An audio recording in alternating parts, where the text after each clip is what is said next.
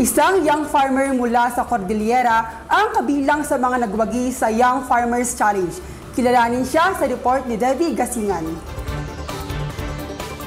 Nagsimula sa hobby hanggang sa maging negosyo. Ayon kay Rosemary Layos ng Sagada Mountain Province, sinimulan niya noong panahon ng pandemya ang pagtatanim ng raspberry.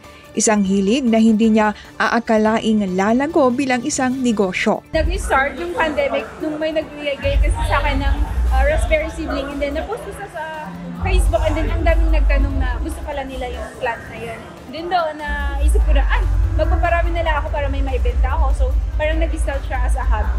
Isa si Rosemary sa mga nagwagi sa 2024 Young Farmers Challenge o YFC kung saan tinanggap nito ang pagkilala nitong Hulyo 17. Tumanggap din ito ng 300,000 pesos financial grant. Bukod dito ay napanalunan niya ang special award na Indigenous Innovation Award. Gagamitin namin yung 300,000 for additional 2 more net houses para sa berry production. And then gagamitin na din namin para mag-incorporate kami ng stingy bees for pollination. Sa ngayon ay nagbebenta sila online ng berry seedlings at nag-aalok din ng pick and pay services sa kanilang farm sa Sagada.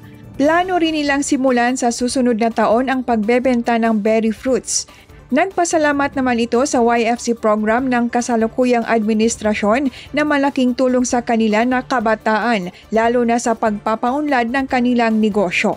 Very happy na may mga ganito pala, and nakakatulong talaga, and hindi lang siya nakakatulong sa amin financially, but natutulungan din namin yung mga kasamahan namin since they encourage namin yung ibang mga youth na mag-try din na mag-join sa mga ganito.